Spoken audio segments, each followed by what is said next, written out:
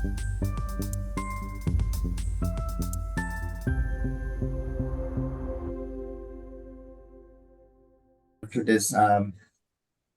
session, the session is called Empowering Communities, Water Governance and Locally Led Adaptations. We welcome you all. The session is hosted by ActionAid Bangladesh in collaboration with ICCCAD. And thank you very much, panelists, join with us today. We have the panelists, very distinctive and very expert panelists today with us to discuss on the topic. Let me mention about the recognize their presence first. We have Dr. Sufia Khanam. She's a senior research fellow, Bangladesh Institute of International and Strategic Studies. We have Mr. Deepak Kohawali. Sorry if I mispronounce your name. Gerwali. Gerwali, yes. Yeah, it is, yes. Senior research fellow, Nepal Water Conservation Foundation and academic. He is also academician, Nepal Academy of Science and Technology. We have with us Vladimiro Andretra Boselli. Yes, sorry, Vladimiro, if I mispronounce your name. He is Global Water Museum Network, CNR IREA, Institute of Electromagnetic Sensing of the Environment. We have Dr. John Bosu Ji, very popular face in Bangladesh as well. Faculty, Department of Environmental Science, Kolkata University, India. We will have Mr. Jiaul Haq, Director, Department of Environment, Government of Bangladesh. Thank you again, everyone, joining in this discussion. I think very much pertinent and important in this period of time, even in the context of South Asia, how we are seeing the whole politics is surrounding around water and the transboundary issues. I would not taking much time. However, I would welcome Mr. Kazi Morshed Alam, Head of Program and Engagement, ActionAid Bangladesh, to welcome to give his welcome remarks. Morshed Bhai, are you with us? Unfortunately, he's facing some technical difficulties to join. Okay, so we may proceed, no? Tanjapa? Yeah, Morshed Bhai is here. Morshed Bhai is here, but Morshed Bhai, can you hear us? Can you say something?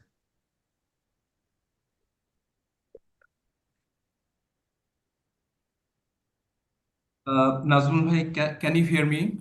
We can hear you loud and clear. If you can open up your camera, then it's fine. Sorry for being late. I was having some technical glitch with my laptop. So I think now it's clear to... Yes. Okay. All right. So thank you and good afternoon, everyone, and welcome to the session on empowering communities, water governance, and locally led adaptation. We all know that this is a very critical time when over 2 billion people still lack of access to safe drinking water, and climate change impacting millions of people, particularly 30 million in Bangladesh by 2050. Yet in the face of these challenges, communities are not passive victims. They are also leading the changes. Across Bangladesh and beyond, local people are managing floods, preserving water knowledge, and building resilience from the ground. I think this session is about recognizing those efforts, learning from them, and ensuring policies reflect the realities and wisdom of those most affected. So thank you for joining us, and let's move forward with the purpose and the shared commitment. Thank you, Morshed Bhai, for welcoming everyone in this session. Now I would like to move to Tanjia Apa, to you to give us the keynote presentation on the topic. So, yes, over to you, Tanjia Apa.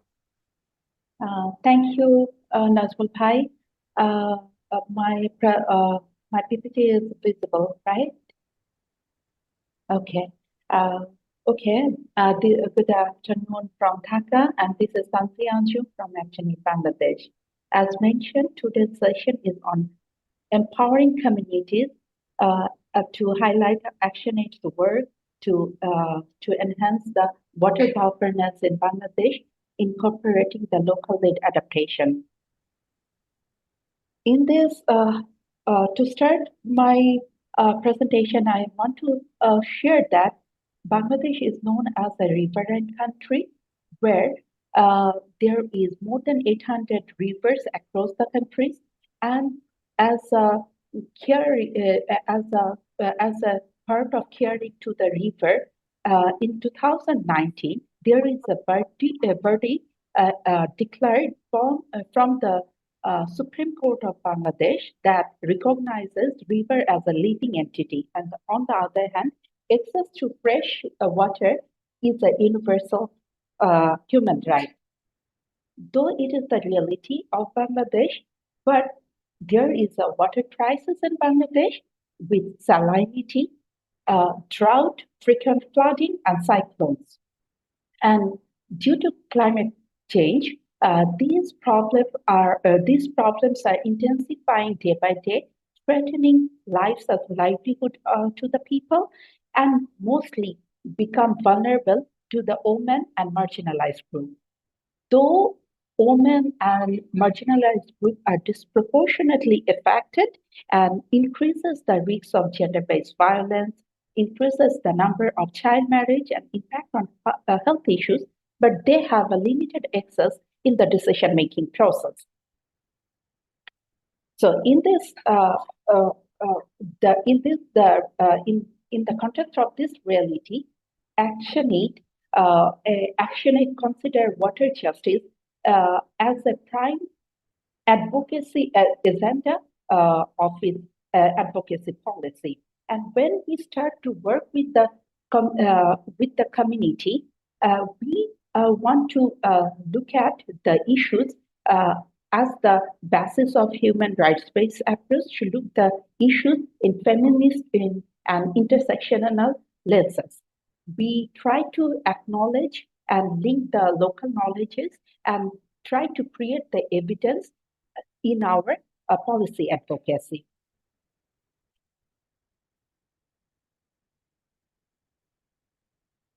If I come up in the ActionAid work in water governance, we will try to promote and empower local communities, especially women and youth, who lead the vulnerability assessment, develop their own adaptation action plan, and they identify the climate risks, water-related vulnerabilities, and implementation solutions.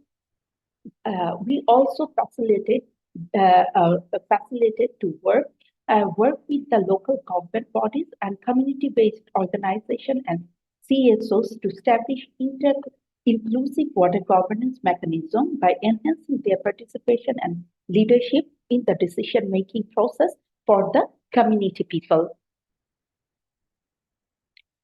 Over the years, there are a number of locally adaptation initiatives. Those are identified by the local community for to solve as a part of the water management issues.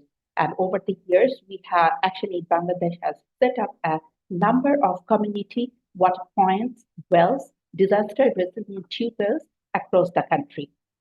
Moreover, there actually facilitated set up rainwater harvesting system at family and school level. Water sand filters filters are repaired and set up in the community. Those are basically managed by the community people. There, we have also since Bangladesh is an agriculture-based country, the irrigation system to make the irrigation system water efficient. We introduces the efficient irrigation system in many places of the country, especially in the northern part of the country. We also trying to introduce the solar pumps, especially for the irrigation system. Actually, support to the community to build temporary dam to preserve fresh water and reduce salinity in the southern part of the country. Moreover, in the hill tracts, ActionAid has supported to maintain gravity flow system overhead water tank in the hill tracts. Besides all this, ActionAid also provide water filters at the child spaces so that children can get drinking water when they are in the child development center. These are some local initiatives, but there are some more actions and initiatives are taken by ActionAid over the years as a part of our water justice movement. And water museums, the establishment of water museum is such one. Water museum established in Kolapara in southern part of the country in 2014. This is a community-led first museum in Asia. This museum works as a platform to create a sense of awareness among the stakeholders, especially for the policymakers.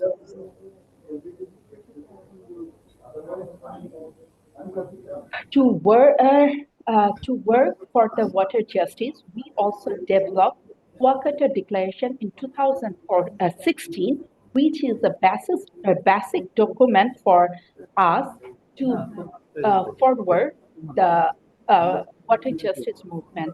Can I please request to mute who are not talking because there is lots of sounding there. Thank you. Furthermore, I also want to share that between the time period of 2016 to 2025, the ActionAid Bangladesh successfully organized 10 international water conferences. These water conferences is a platform for the national and international researchers, practitioners, the stakeholders related to the water management and governance to come together to exchange their knowledge and experiences. This is also work as a platform to share and share the evidence-based negotiation to ask for equitable water sharing policies. Moreover, at the community level, all over the year, we initiate different activities and observe the special days like World Water Day, or initiate different awareness program by taking the initiative of beach walk, cleaning the water bodies, human chain rally to get the attention for the policymakers and to create awareness in the community level. So when we talk about overall, when we talk about the what the point we want to bring into the negotiation table, we here are some issues. There are 6 issues we have identified, but I want to highlight two important aspects here. One is fostering the innovation and technology transfer from the developed to developing countries, so that the water resilience system is enhanced at the community level. We also want to enhance the international cooperation and water governance, especially in the South Asian region. And moreover, we also want to highlight the protection of vulnerable communities especially due to the climate change on water resources. Thank you from my side. Thank you, Tanvi, for the presentation. We appreciate your presentation. I think it has given a kind of comprehensive understanding to carry further the discussion ahead of us. Those who have joined later, good afternoon, everyone. This is Najmul Hassan from ActionAid Bangladesh. We are in a session called Empowering Communities, Water Departments, and Local Lead Adaptation. So now the time for intervention. Let me invite our first speaker, Dr. Sophia Khanam Sophia Pa. She's Senior Research Fellow, Bangladesh Institute of International and Strategic Studies. Apa, this is open so far. However, for your reference, we see there are a lot of challenges in between the South Asian countries in terms of geopolitics and transboundary issues. So we know some of the challenges. But do you see, as a researcher, do you see any opportunities that we have in the context of Bangladesh, particularly, and other South Asian countries in terms of water sharing and local adaptation? Over to you, Sophia. Thank you, Nazmul Bhai, for the nice introduction and the presentation, of course, from Tanjiapa. It was very much enlightening, and we know all the activities that ActionAid is connected with regarding the water governance. So thank you from my side. So as Asan Bhai already mentioned, that most of us, we all know about the geopolitics or the geopolitical dynamics around the transboundary water sharing issues. And if I just quickly run down some of the issues that we all know already, that the interstate, the water politics, and we don't have really the lack of, the basin-wide arrangements regarding the transboundary water issues, as the water resources usually don't maintain any geographical boundaries. But unfortunately, for the South Asian country, we don't have this type of basin-wide management. And we all know that water is seen as most of the time, it's seen as a security frame. Like if any news comes up in the newspaper regarding the water sharing, it becomes a huge issue for both the countries or for the relevant countries. And we have the lack of, I think, the data access and the transparency. And there is another issue due to the climate change impacts. It is the cross-border displacement and the stateless peoples. Although there are a lot of controversy regarding among even the academicians and the researchers, that the people, some are claiming that the people are mostly internally displaced, and some are claiming that they are the trans-border migration is happening. So there are a lot of this type of issues and we also have the political volatility and the trust deficits among the South Asian countries, unfortunately. And one of the studies shows that South Asia is the less, less cooperative cooperation region, like less regional cooperation in the South Asian countries, which is very unfortunate, but this is true. And I think together these dynamics actually create a context to which actually local adaptation initiatives are either deprioritized and under-resourced or rendered ineffective by the broader political constraints. So as Asan Bhai already mentioned, that I will be focus on that, how we can actually come up with some of the basic solution that can actually lead to the community-led adaptation. So I think we need to focus on the water communities in the borderlands, actually the people, those who are actually sharing the rivers. And we all see that the most of the river governance are very much state-centric, and it is very top-down approach. Like the water communities, especially in the border areas, they are not even in the part of the negotiation process. So I think ActionAid or the other regional organization or the international organization, they can come up together that how we can actually include those water communities in this negotiation process. And we can actually bring their issues into the top level, so that their issues can come up, and it can be considered when we do the water negotiation or any type of diplomatic initiatives.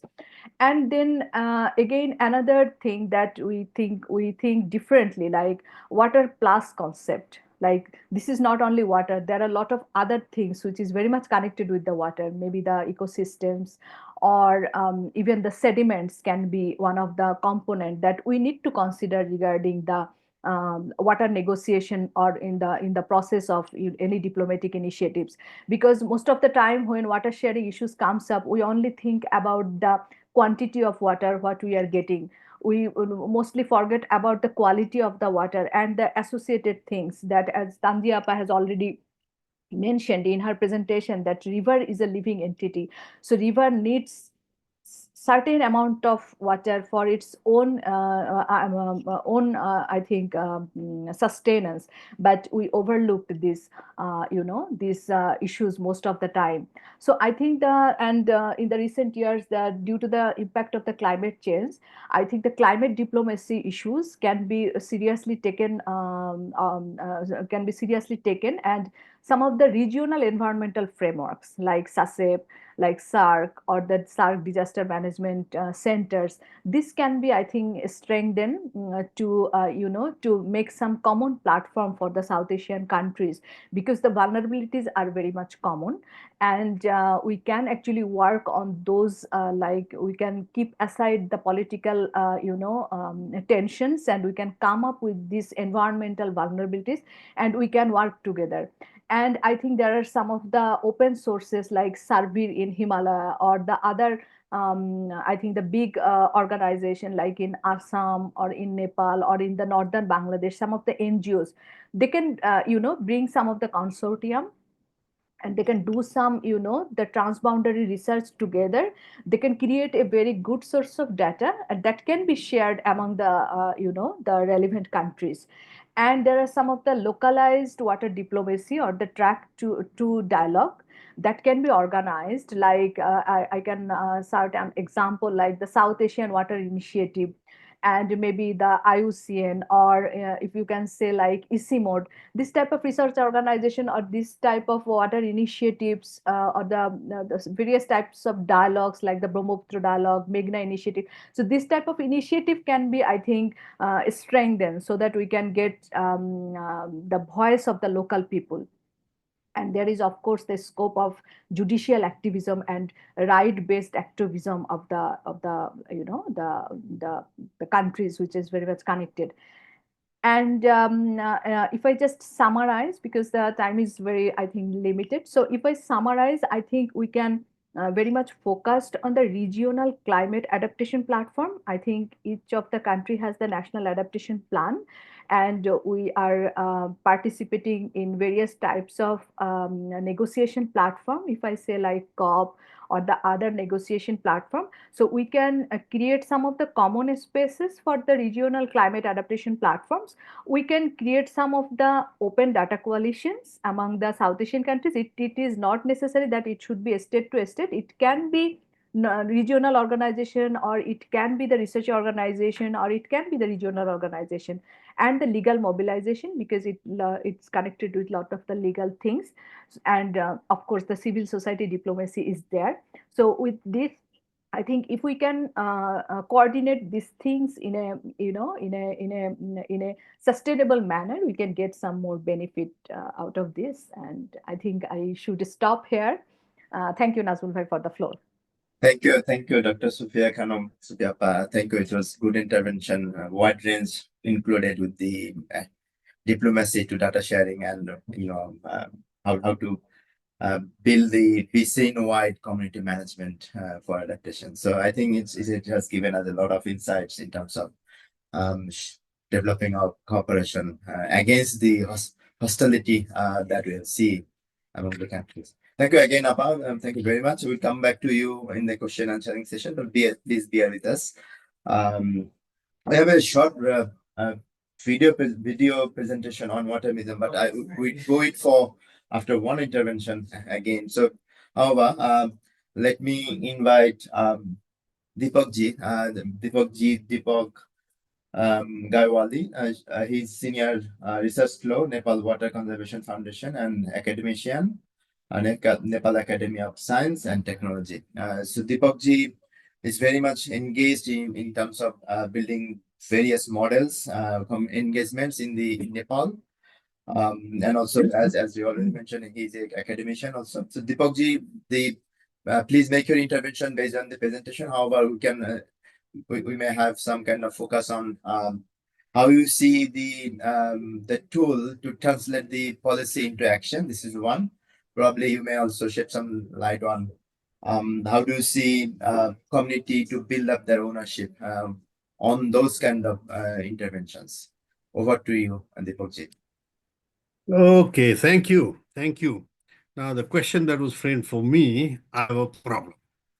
And the problem is this, one has to go a step behind that before we can search for answers, okay? The idea was how can you get these high-level decisions, translated properly and all that. The problem starts is how do you get the high-level decision in the first place? And that's a big problem right across South Asia, Nepal included. Okay, and the reason for that, in all my experience, including my experience as water minister a long time ago, is but I'm basically an academic, so I can take a very distanced academic position on this. There is something called internal colonization versus what is called, for lack of a better word, and give credit to a great man, Gandhian Swaraj, village Swaraj, as he called it. Okay.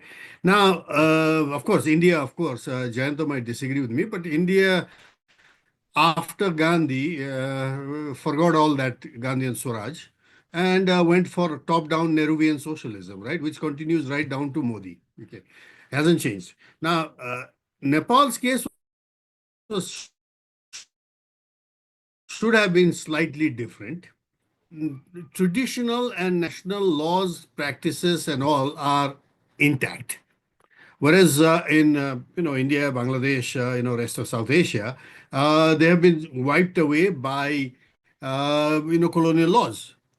For example, forest. The forest is managed by the Dehradun principle. It's not this thing. Whereas in Nepal, we've had very successful community forestry management. It's one, there's talk about deforestation in Nepal. Right now, we have much more forest cover than we ever did in our history. Okay. Hills that I knew, 15, 20 years ago as barren are right now completely lush and green. And this is mostly thanks to community forestry. Our recent survey has also shown that firewood use has dropped from something like 94% to something like 64% right now. But even at 64%, it is sustainable harvesting and not forest mining that is leading village firewood use. Okay. But the bigger success stories also besides community forestry was in community water supply and community electricity, which I initiated as minister. Okay. But let me explain community water supply and electricity if you want. What happens is it takes a lot of fight for activism to be able to get that decision out of the government to allow community forestry, community water supply, community electricity ownership, and now the is community ownership over education and schools. Okay, not a central ownership or a central guiding thing. Yeah.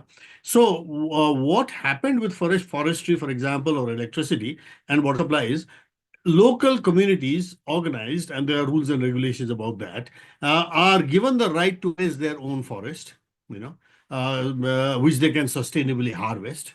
They're given right to manage their own water supply, and they buy electricity in bulk from the national utility and retail by themselves. Okay.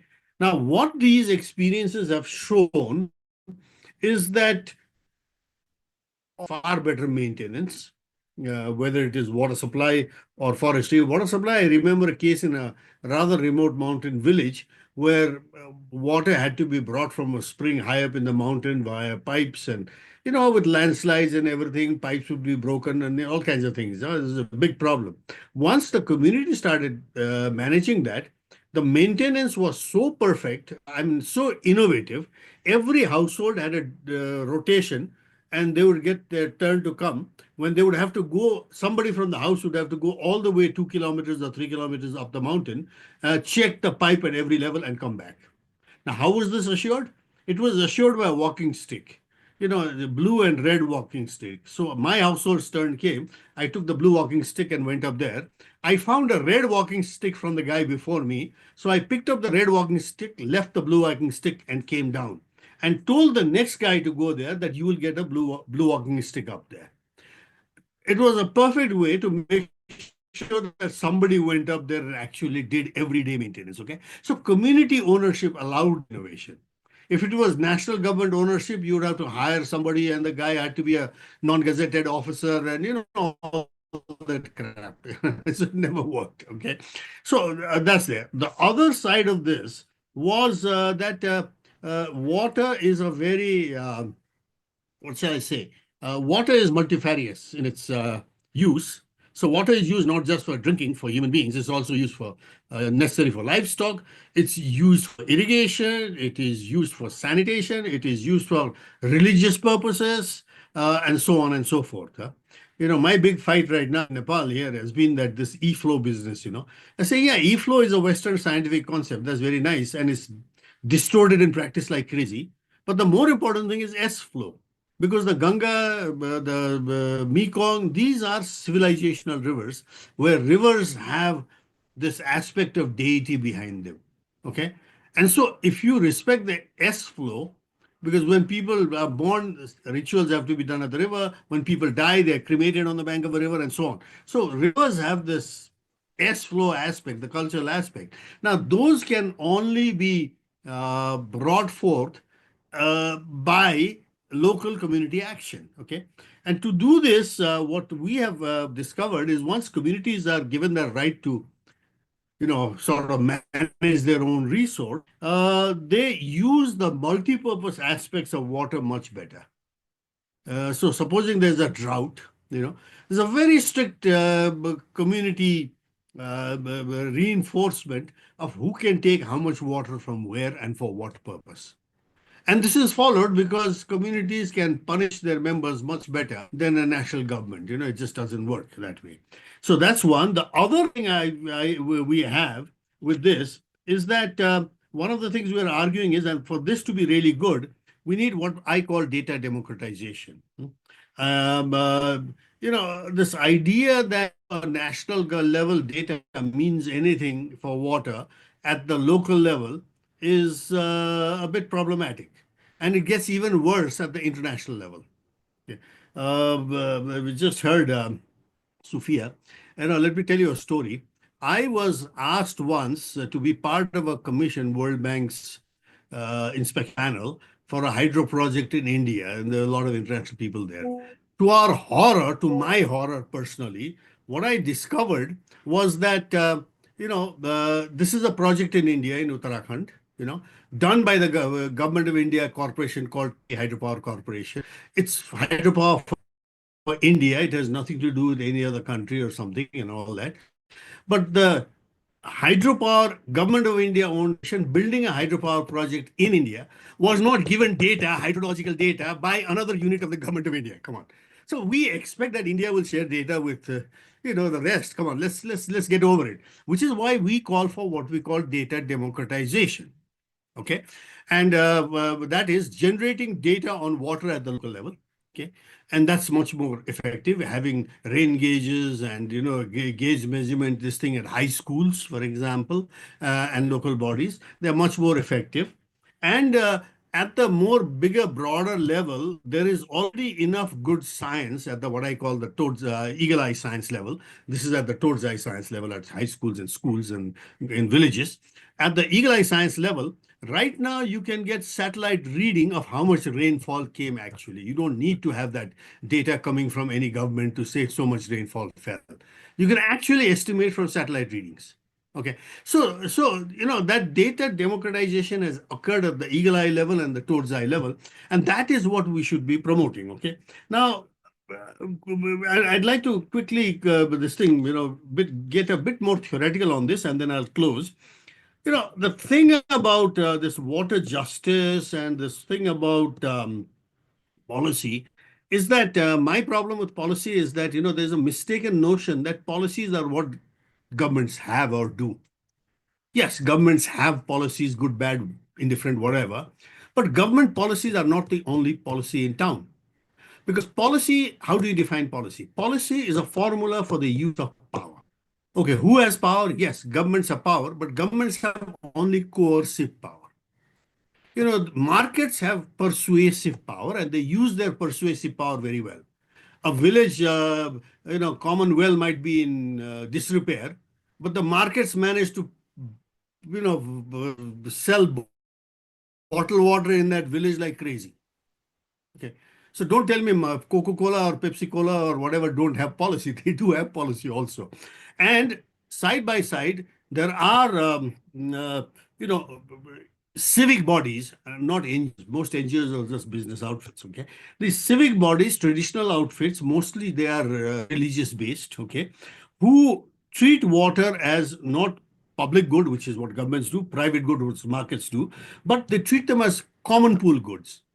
Common pool goods means these are goods, water included, or atmosphere, as climate change tells us, that these are goods that cannot be just operated by the government.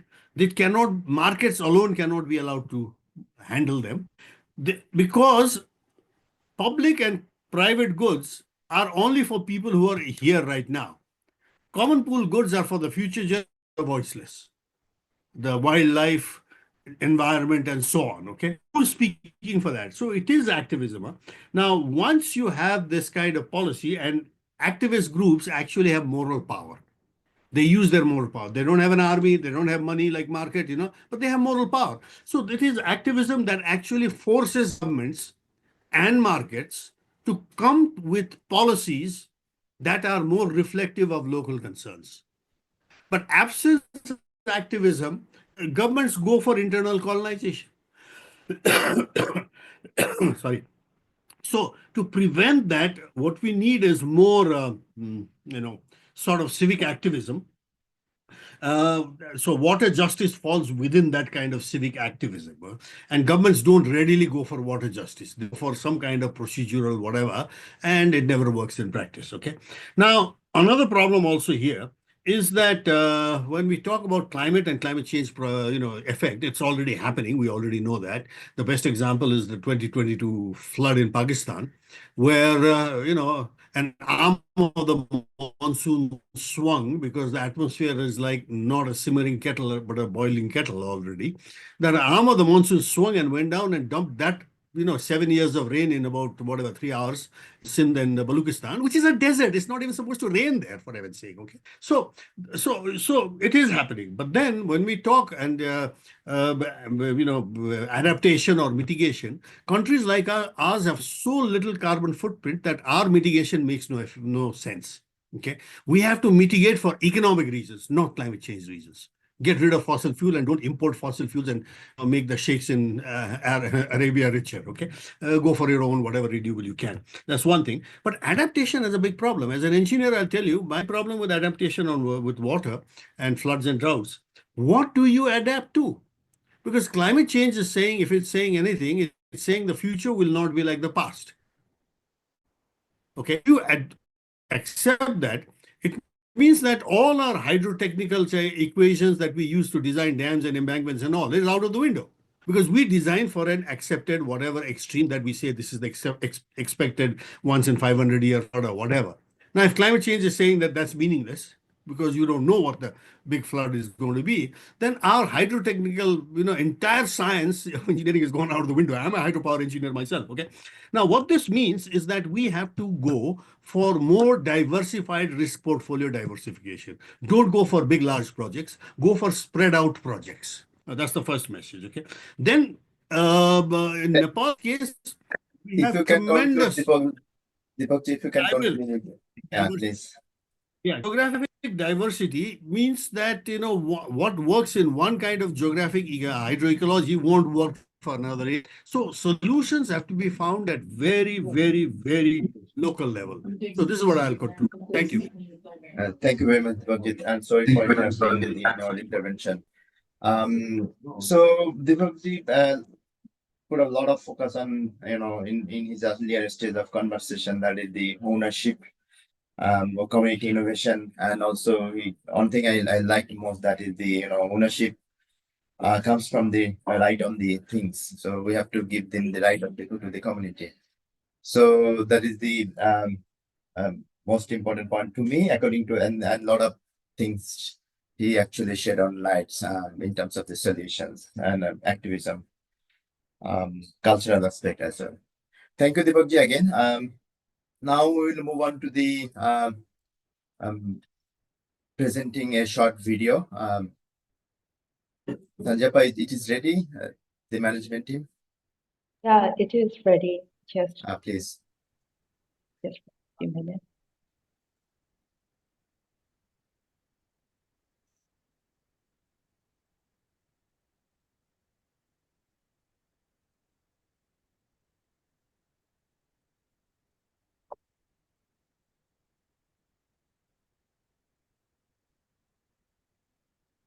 So sound is, we're not getting the sound. Komabo. No, Pachina. So you have to share the sound as well while you are sharing the video.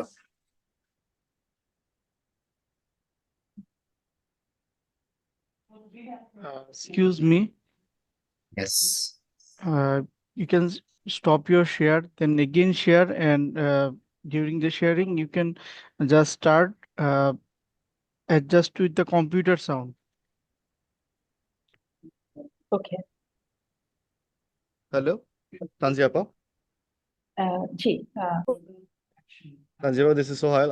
Can you hear me? Yeah. Appa, I'm going to request that when you share your screen, একটা tick box আছে called share with sound. It should be on your right side. Please click that and then share. নয় sound আসবে না। আচ্ছা, ঠিক আছে।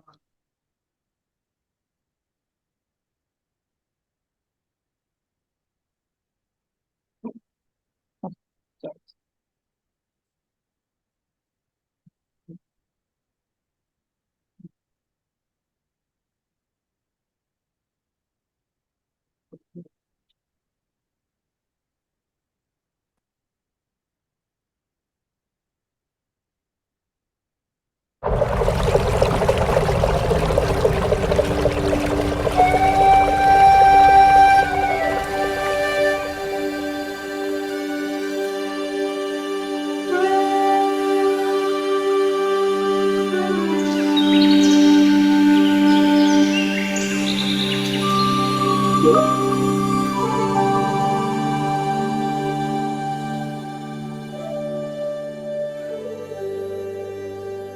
আমি সোহানুর রহমান, আমি একজন জলবায়ু কর্মী।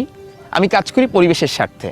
কাজের জন্য আমাকে দেশ ও বিদেশের বিভিন্ন জায়গায় ঘুরতে হয় এবং আমি তা পছন্দও করি। আর আজকে আমি চলে এসেছি কুয়াকাটা সমুদ্র সৈকতে। তবে আজকে আমি আপনাদেরকে একটি ভিন্ন জায়গায় নিয়ে যাব। আজকে আমরা যাচ্ছি দেশের একমাত্র এবং দক্ষিণ এশিয়ার সর্বপ্রথম পানি জাদুঘর। তবে সেখানে যাওয়ার আগে আমাদের এই সফরের যিনি সঙ্গী হচ্ছেন তার সঙ্গে পরিচয় করিয়ে দিচ্ছি। তিনি হচ্ছেন টুম্পা। আসসালামু আলাইকুম, আমার নাম হচ্ছে ময়ূর আক্তার টুম্পা। আমিও একজন জলবায়ু কর্মী। আর আজকে আমি সোহান ভাইয়ের সাথে পানি জাদুঘরটি দেখতে যাওয়ার জন্য খুবই উচ্ছ্বাসিত। আজকের সফরকে নিয়ে আমরা দুজনেই অনেক বেশি এক্সাইটেড। কেন এত বেশি এক্সাইটমেন্ট জানতে হলে শেষ পর্যন্ত আমাদের সঙ্গেই থাকুন।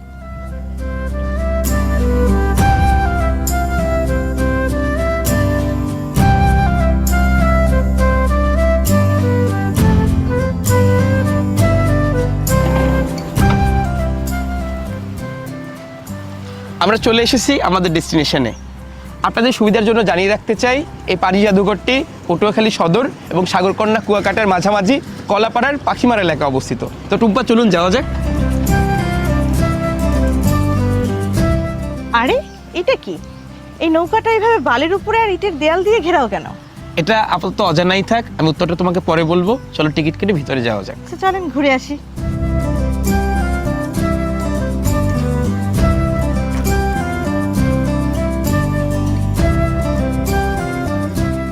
জানো, এই মিউজিয়ামের অনেকগুলো বিশেষত্বের মধ্যে একটা বড় বিশেষত্ব হচ্ছে এখানে প্রায় 85টি নদীর পানি সংরক্ষণ করা হয়েছে, যার মধ্যে আমাদের দেশীয় নদী, বিদেশি নদী এবং আমাদের আন্তঃসীমান্তের নদীর পানি এখানে সংরক্ষণ করা হয়েছে। কিন্তু ভাইয়া, আমাদের বাংলাদেশ তো নদীমাতৃক দেশ, তাহলে আমাদের কেন নদীর পানিগুলো সংরক্ষণ করা লাগবে?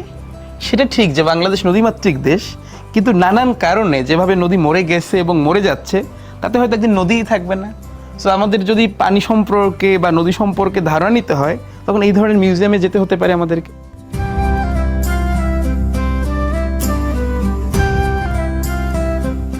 এই যে দেখো, এটা হচ্ছে মাটির ম্যাপ। এখানে পটুয়াখালী জেলার কলাপাড়া উপজেলার সব নদ নদীগুলোকে তুলে ধরা হয়েছে। আমরা রয়েছি ঠিক এখানটায়, যার পাশ দিয়ে বয়ে গেছে আন্ধারমানিক নদী এবং তার শাখা উপশাখাগুলো। কিন্তু আমাদের অবহেলার কারণে এর অনেকগুলো শাখা উপশাখাই আজ মৃতপ্রায়। আর তুমি তো জানোই, যেমন দূষণ, অপরিকল্পিত ব্যবস্থাপনা এবং ভরাটের কারণে অনেকগুলো নদী এখন মরে যাচ্ছে। আচ্ছা টুম্পা, বলো তো এই মিউজিয়াম থেকে সাগরকোনা কুয়াকাটায় যেতে আমাদের কোন দুইটি নদী পেরোতে হয়? আমি আসার পথে তো দেখেছি সোহান ভাই, আমি যদি এখন মিউজিয়াম থেকে সাগরকন্যা যাই, প্রথমে আমার পড়বে সোনাতলা নদী এবং দ্বিতীয় যে নদীটি আছে সেটা হচ্ছে খাপড়াভাঙা নদী। এদিকে দেখেন সোহান ভাই, এদিকে মাছ ধরার কিছু সরঞ্জামাদি আছে আর কিছু মাটির জিনিস আছে, যেগুলো আজকাল দেখা যায় না, পাওয়া তো যায়ই না। হ্যাঁ, এগুলোর অনেকটাই বিলুপ্তির পথে। একসময় গ্রাম বাংলার মানুষের এগুলোই ছিল প্রধান জীবিকা অর্জনের সরঞ্জাম। তবে আশার দিক হচ্ছে নদী রক্ষা এখন অনেকেই সোচ্চার হচ্ছে, এবং যার মধ্যে হচ্ছে অ্যাকশনএইড বাংলাদেশ, এবং তাদের উদ্যোগেই এই মিউজিয়ামটি প্রতিষ্ঠিত হয়েছে। ওই দিকটা কিছু পাবলিকেশনও আছে, চলো দেখি।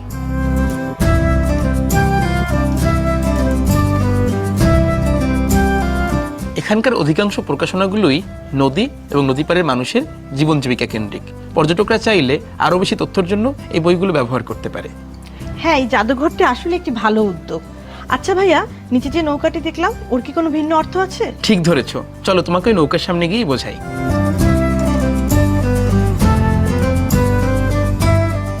এই প্রদর্শনীটি মূলত আমাদের সম্ভাব্য ভবিষ্যৎকেই দেখাচ্ছে। আমাদের অবহেলা এবং অব্যবস্থাপনা যেভাবে নদীগুলোকে মেরে ফেলছে, সব নদী চরে পরিণত হচ্ছে। আর এভাবে চলতে থাকলে সব নদীই চর হয়ে যাবে, তখন আর নৌকার প্রয়োজন হবে না, তখন নদী এবং নৌকা কেন্দ্রিক মানুষের জীবিকা হারিয়ে যাবে। তো এবার বলো, এখানে এসে তোমার কেমন লাগলো? এক কথায় বলতে গেলে অসাধারণ লেগেছে আমার। আমি জানতামই না এই ধরনের বিশেষ জাদুঘরগুলো এতটা মেটাফরিক এবং মিনিংফুল হয়। ঠিক বলেছ, কুয়াকাটায় যারা ঘুরতে আসেন তাদের জন্য একটি দর্শনীয় স্থান হতে পারে এটি। এখানে আসলে তারা যেমন করে ভালো সময় কাটাতে পারবেন, পাশাপাশি তারা বাংলাদেশের নদী সম্পর্কে অনেক অজানা তথ্যও জানতে পারবেন, দেখতে পারবেন এবং বুঝতে পারবেন। আসলেই আমরা ভুলে যাই নদীরও প্রাণ আছে এবং বেঁচে থাকার অধিকার আছে। এছাড়া আমাদের বাংলাদেশের নদ নদীকে আইনগতভাবে জীবন্ত সত্তা হিসেবে ঘোষণা করেছে। আর নদী না বাঁচলে আমরাও বাঁচবো না, এটাই শেষ কথা। সেটাই, আমরা চাই না নদী মারা যাক। আমাদের উচিত নদীকে নদীর মতো করে বাঁচতে দেওয়া, তাহলে আমরাও বাঁচতে পারবো।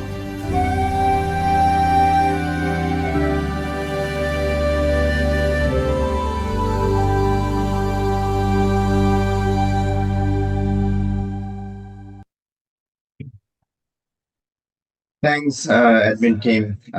I hope we enjoyed the video thoroughly. So now we like to invite our next speaker, Vladimiro Andrea. He's from Global Water Museum Network and CNRIREA, Institute for Electromagnetic Sensing of the Environment. So can you hear me, Vladimiro? Yes, I can hear you well. Can you hear me?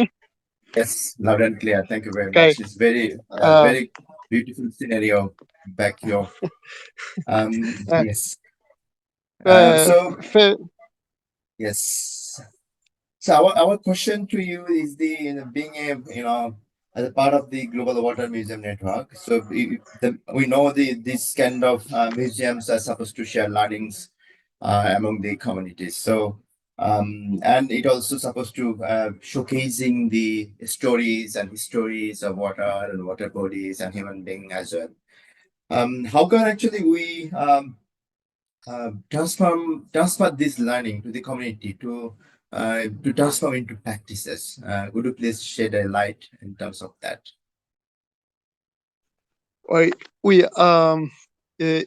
Yes. Let's consider a thing that traditional practices among communities are often already living practices, but nowadays they are is like the system, government, higher level policies try to overwrite this existing knowledge, traditional knowledge.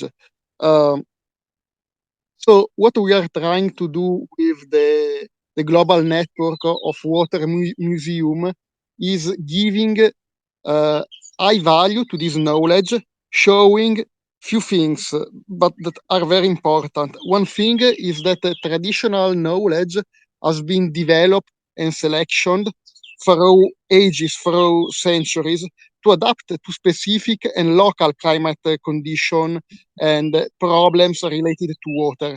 So this knowledge is still a good knowledge to somehow to mitigate and to adapt to modern days challenges. So that's the first reason why this knowledge is important to be preserved. And through museums, through the preservation and the dissemination of this knowledge, we try to communicate this to a broader public. And what we are trying also to do with this knowledge is showing that this knowledge is good knowledge also from a scientific perspective, because to modern days scientists can suggest very good and interesting adaptation strategies.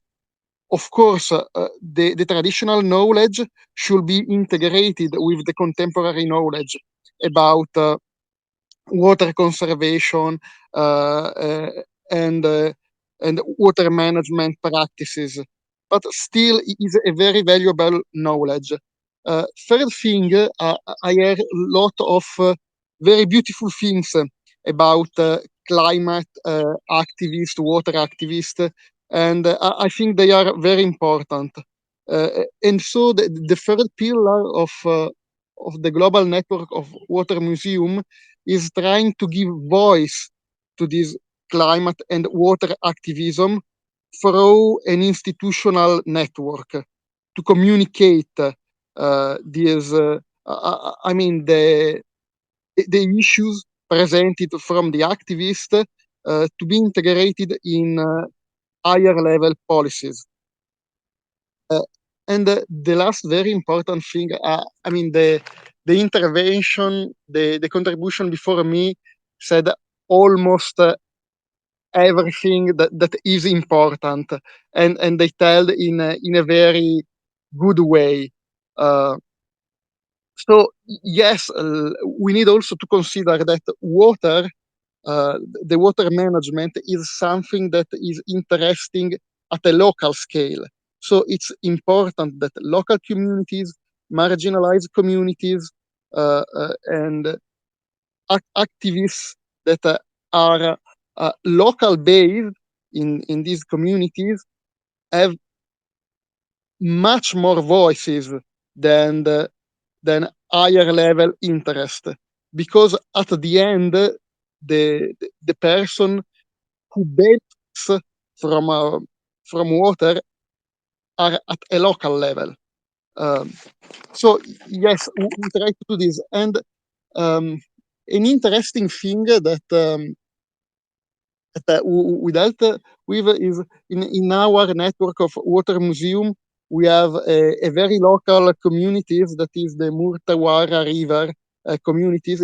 They are natives from Australia, and if you go on the WAMUNET site, you have Voices of Water. There are 8 case studies. We are expanding these case studies, but in one of these case studies, you can see a video about these communities. And a very interesting thing that they said is that the Western paradigm on water is seeing water as a resource. So if you see water as a resource, you can exploit it, you can make money and profit about water and its scarcity. But for them, water is not a resource, it is something different, and water is a relation.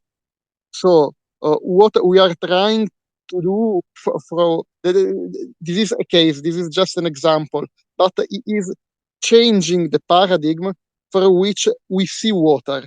And I think that the contribution from these native people from Australia is very significant, because if you change your perspective and you start seeing water as a relation and not as a resource who can be exploited and on which you can make profit, it something that can totally change how we approach to water and also how we make policies about water.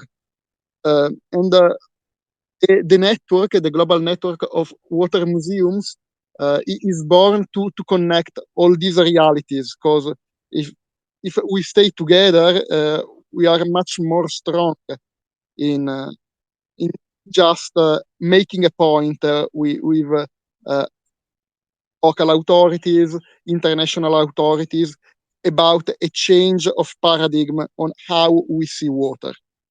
So basically, these are our activities, and this is our mission.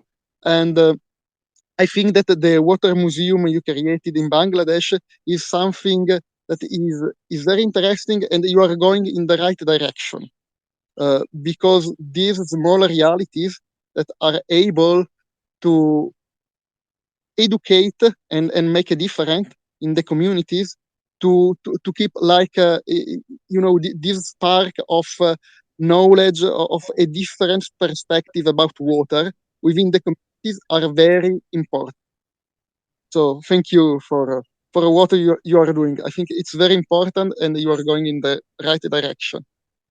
Thank you, Vladimir, for giving us the right encouragement. And I would pick one word for mere contribution, that is the water is relation. So powerful the word is. I really imagine that it actually changed the whole paradigm of thinking of water. Thank you very much again. Please join with them. Please be with us up until the end of this meeting session. Now I would move to Dr. Joyanto Bushu, Faculty, Department of Environmental Science and Science, Kolkata University, India. Joyanto ji, I hope you are with us. Yes.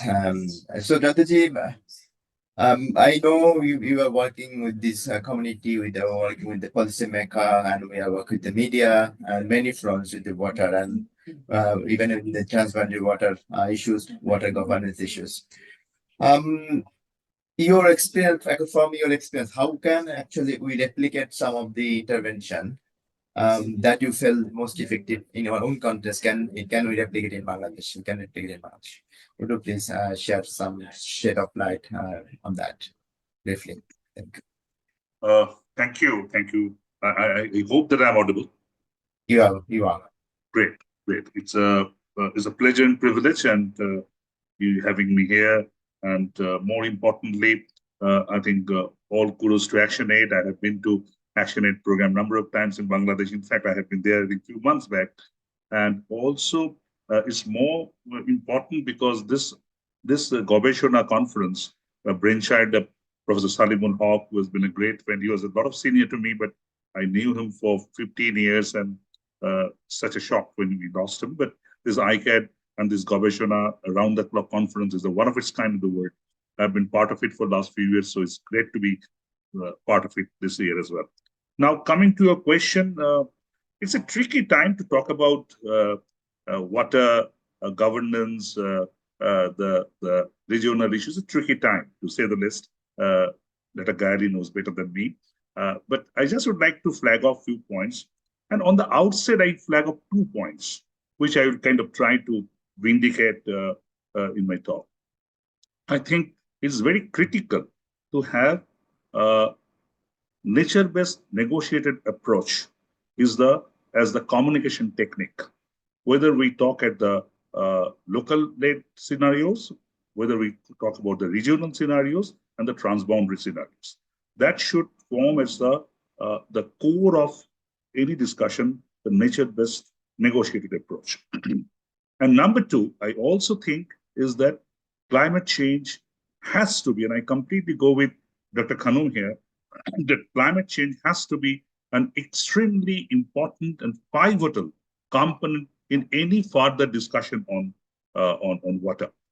If you look at the air pollution now, the air pollution and climate change was completely chalk and cheese 5 or 10 years back, but now people talk about air pollution and climate change together. Unfortunately, I've been part of I've been following last 15 global climate COPs. I've been part of it from Copenhagen till this Baku, and hardly water and climate change has been talked at the policymaker level the way it should have been. So I think these are the two defining points I would like to flag up on the outset.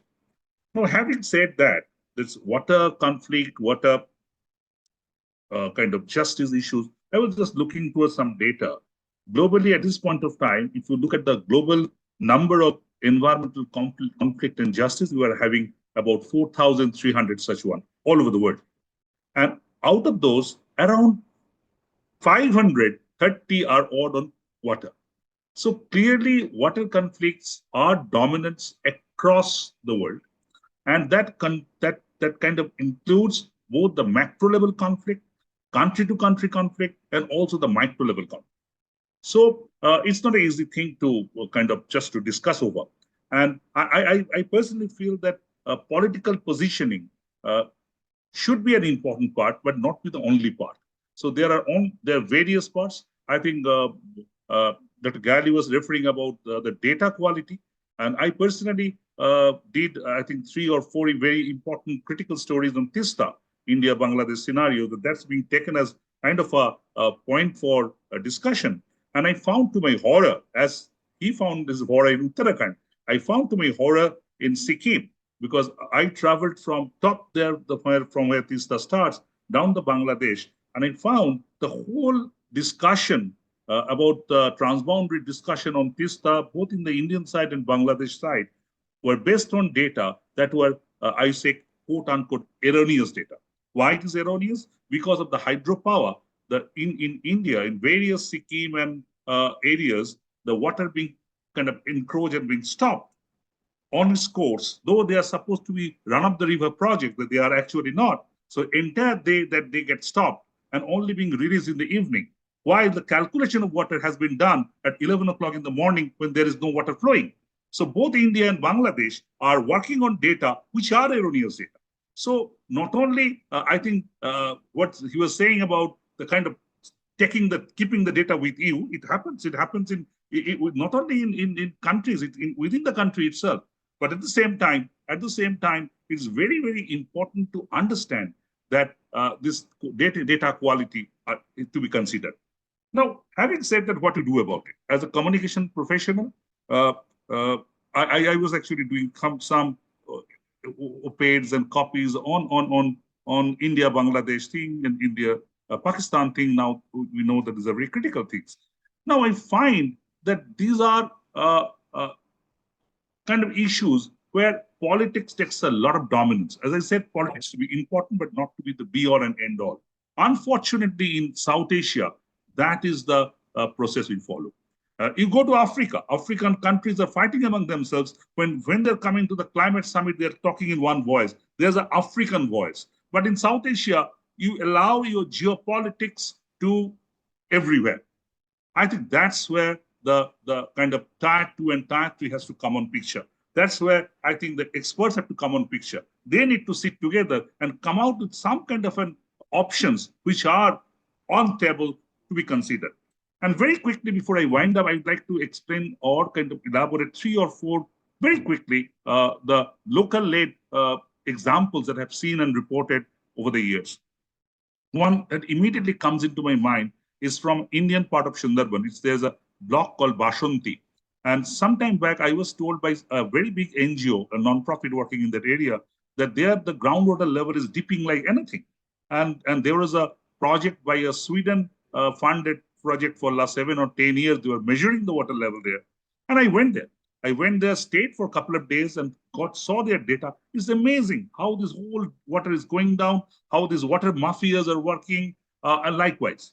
And then what they've done, that NGO, they use this data to do advocacy at the local level, and then some of our write-ups might have kind of helped them out in the state level. And now the government is trying to take some action. So it's very important that locally led adaptation to include communication as a component. Often the locally led adaptation doesn't have communication as a very important component. Very, very important to do that. You go to Rajasthan, Rajendra Singh, the Jal Purush of India, how he completely kind of changed the entire scenario. So there's one project I still remember, where BUET was involved with a Indian organization that happened in I think Khulna and also in South Chব্বিশ Parganas in West Bengal, and I was the communication expert in that project, where the negotiated approach is coming. So the negotiated approach, you have to sit together. Whether you're talking in a village or India, Bangladesh or India, Pakistan, doesn't matter. You have to come on the table, talk about the issues with quality data. The quality data is very, very important, and that has to be a nature-based data. So my feeling is, when you talk about a finance minister, you often look someone like a someone an economist to look. Often when countries have economists as finance minister, India has a number of them. You talk about a health minister, you go to doctors often. I think Bangladesh had a couple of examples. But unfortunately, when we talk about water and environmental issues, apart from very few exceptions that includes Dr. Gayali, that you don't have people like that. So very important to have people who know what it is going on ground. And from the communication point of view, I would I wind up with this particular point. That's very important to have two issues at the nature-based negotiated approach at various tiers, at the local tiers, at the regional tiers, and the transboundary tiers. And also climate change as a component within that negotiation. Because if in India, if we talk about Farakka, India and Bangladesh often talk about Farakka. In Farakka, NTPC, the National Thermal Power Corporation, was stopped for 5 days because the monsoon got delayed due to climate change and other impacts, and there's no water. So unless we scope in those factors, unless we factor in those factors in our overall negotiation process, we are not going to go anywhere. So very importantly, that has to be started not by the governments, because see, as I said, the geopolitics has its own way of working. But I think the kind of organization like ActionAid, ICCCAD, and others, actually the tier 2 has to start it, and to put pressure on the governments in the region to see what can be done. Thank you. Thank you, Jantaji, for your very important interventions. You rightly again emphasized on the quality of data, and I liked one of the points, that is the locally led communications. So this is important. This is something we may think beyond how to actually use this locally led communication and advocacy by using the quality data.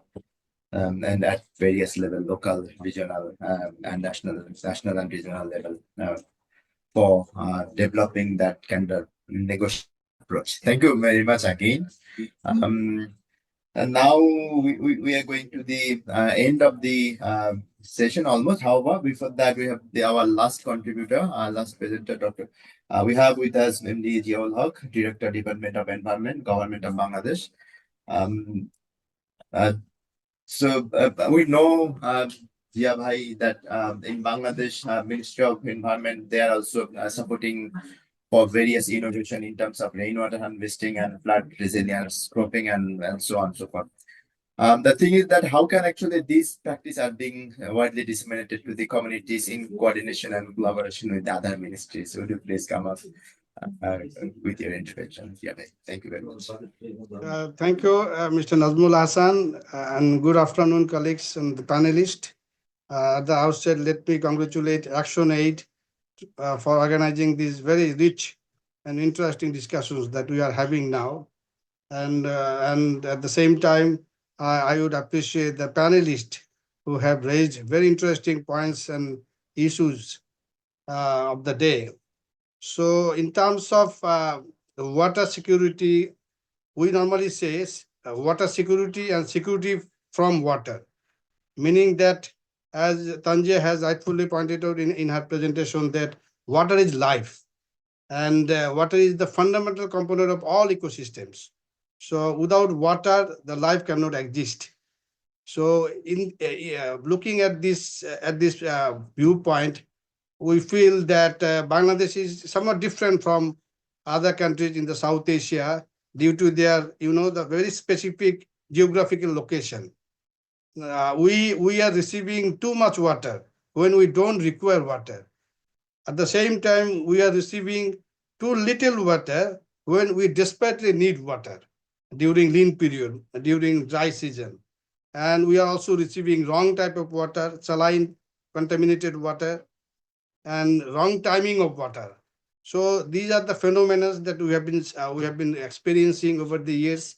And Dr. Joyanto and the others colleagues, they rightfully pointed out that we have to consider the climate change in our discussions, in our policy making at national level and as well as local level.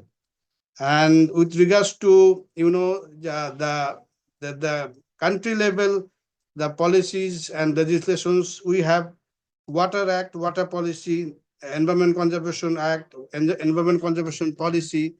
And in terms of any water related projects, they fall under uh, either amber, orange, or green category projects, or red category projects for big infrastructure projects. So in that case, the project proponent has to have to go carry out the comprehensive EIA, environmental impact assessment, and EIA includes also social impact assessment. So they have to consider both the environmental impacts of the projects which will be implemented in near future, at the same time, the socio-economic impacts. So the Environment Conservation Act and following environment conservation rules are very clear about that they have to consider all components, all related issues while developing the projects as well as implementation of the projects.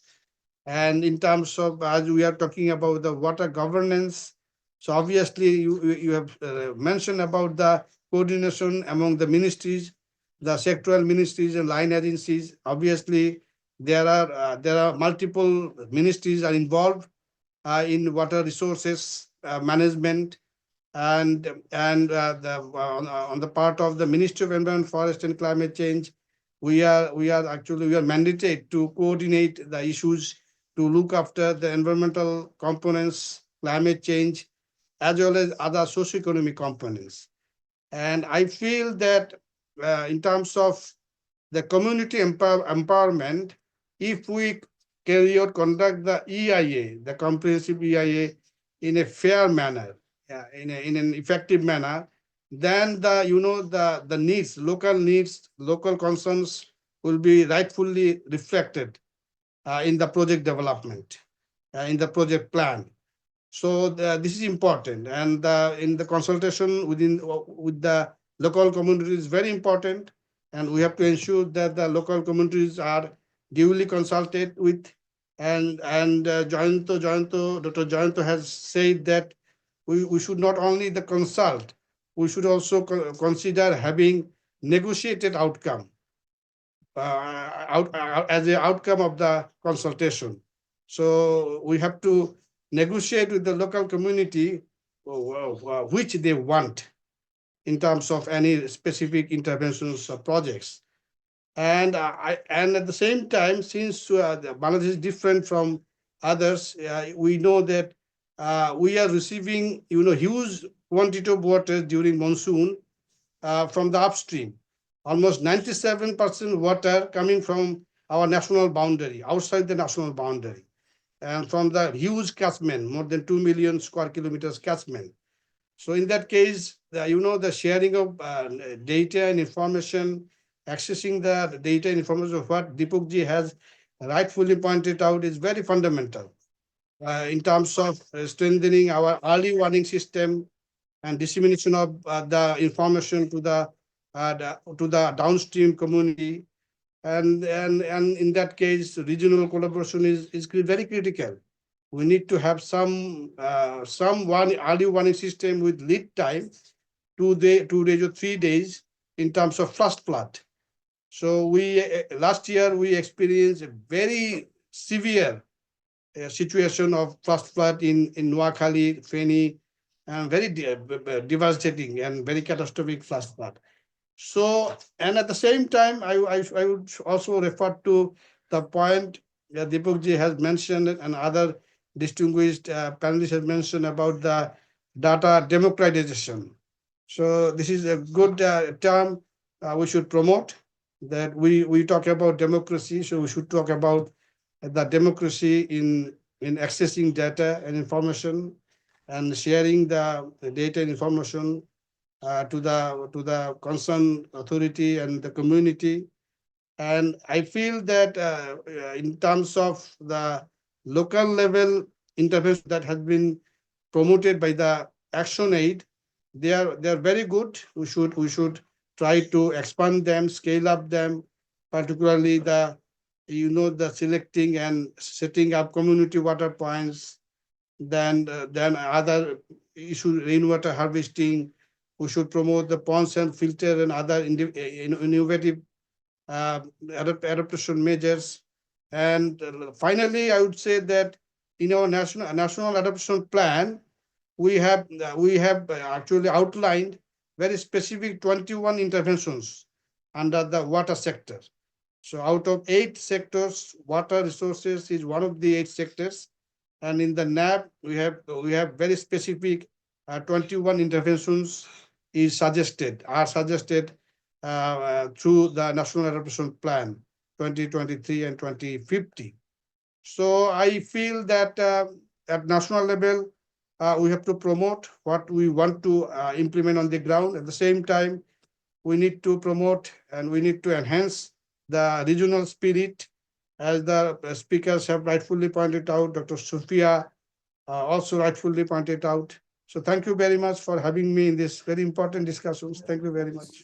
Thank you, sir. Thank you, Mr. Jiaul Haq, Director, Department of Environment, Government of Bangladesh. So he also stressed on the importance of water governance and community engagement, also coordination in between the ministries and departments to replicate the practice and also role of the non-government organization in that case. Before we will have a group photo, but before that, if there is any questions, comments from the audience, then the panelists can reply on your questions and queries. We may take on 2 queries and comment queries and questions from the audience if there is any. Admin panel, do you have any questions by now? We can see the hand is raised. Nobiul Islam, would you write down your questions, Nobi Bhai? Or would you like to speak up? I think you can speak up in a short.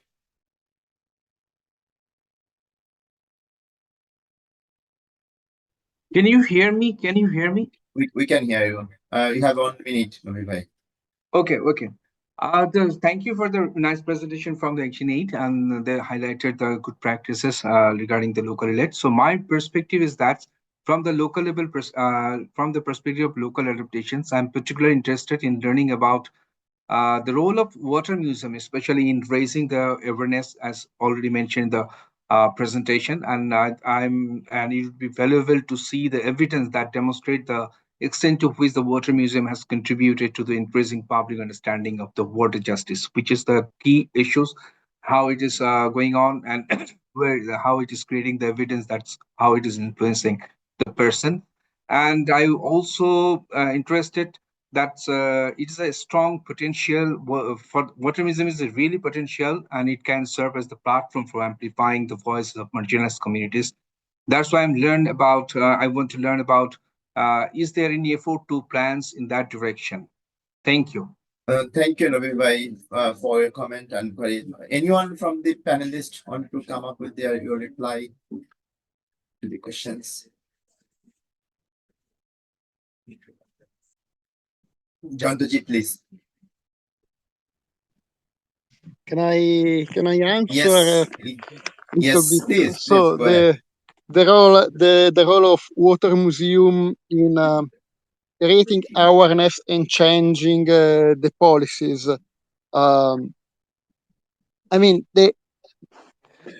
for scientific evidence is I can give you few example.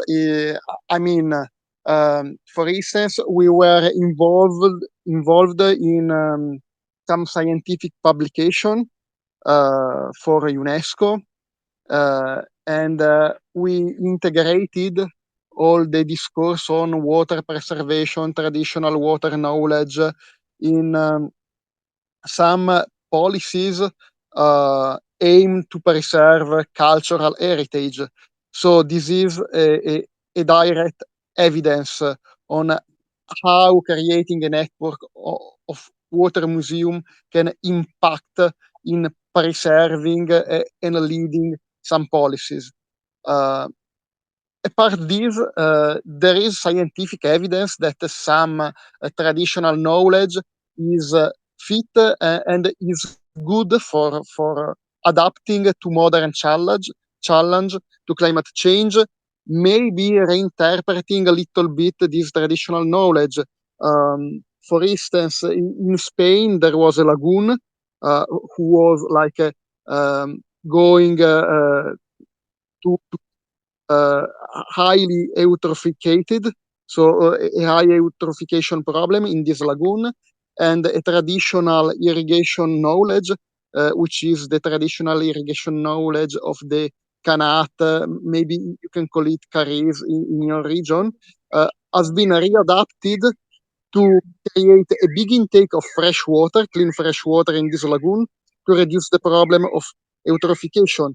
So this is an example. Uh, Beyond this, if you travel a little bit, where especially in arid region, I have some example for very arid region because I'm specialized in very arid region. You can cultivate, for instance, in some island in the Mediterranean, just using the traditional knowledge of cob walls, which condensate just marine breeze and create just a little bit of water, but that quantity of water is proper for cultivating, for instance, citrus, lemons, oranges, and so on. So there is a scientific evidence that this traditional knowledge, this technology, can be used for producing food and cultivate and adapt to climate change, and can be also been reinterpreted to new challenges. And of course, the fact that there is this water network, for instance, we can give some addresses, some hints to UNESCO and intergovernmental bodies to promote this, this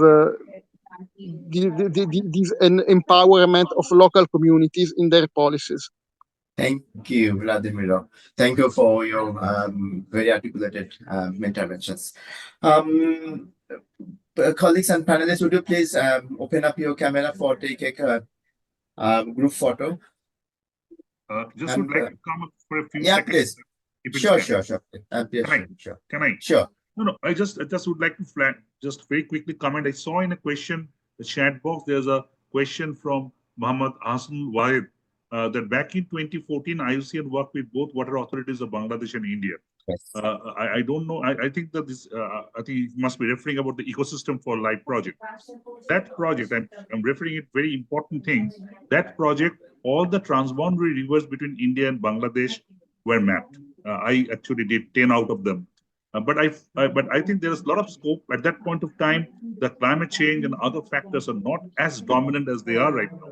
And also those being a very important project at the very beginning, but those are, I think, can be expanded and can be taken forward. So I think that's a very important point being raised. And maybe ActionAid take lead to kind of come out with another set of transboundary river updated version. And I know recently the Bangladesh authorities have come up with a new list of rivers, including transboundary rivers. So this may be a great opportunity because as we are talking about this negotiated approach and the quality of data, so an organization like ActionAid taking a lead on doing this, continuity with whatever they're doing, can be a great way forward. I thought about putting it on table at this very important way. Thank you, Jayantaji. I think it's timely contribution. Yes, now we can go for the group photo. Admin panel, would you please help us to take the photo and let us know when it's taken.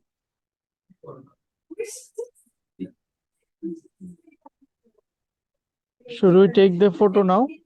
Yes, go ahead.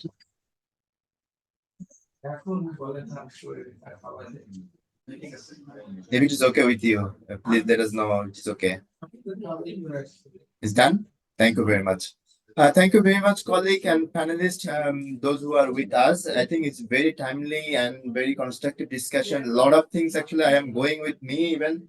A lot of new vocabularies, new terminologies, water relationship, negotiated approach, data democracies, and the of course the diplomacy, regional diplomacy, and the focus on community cultural approach of water, community innovation. So I think this is this has gave us a lot of things, a lot of elements to think of further. I think in the next discussions we can demystify some of the discussions furthermore in future. And I would like to thank you, the panelists again. We had with our panelists with us, Dr. Sophia Khanum, Senior Research Fellow, Bangladesh Institute of International and Strategic Studies. We had Deepak Garwal, Senior Research Fellow, National Water Conservation Foundation, and academician, National Academy of Science and Technology. We had with us Vladimiro Andrea, Global Water Museum Network. We had with us Dr. Jayanto Basu, Faculty Department of Environmental Science, Kolkata University, India. We had Mr. Jiaul Haq, Director, Department of Environment, Government of Bangladesh. And I was with you all. I'm Nazmul Hassan. I'm working in Action in Bangladesh as the lead of the young people team. Thank you very much again, and everyone, good evening. See you soon. Thank you very much.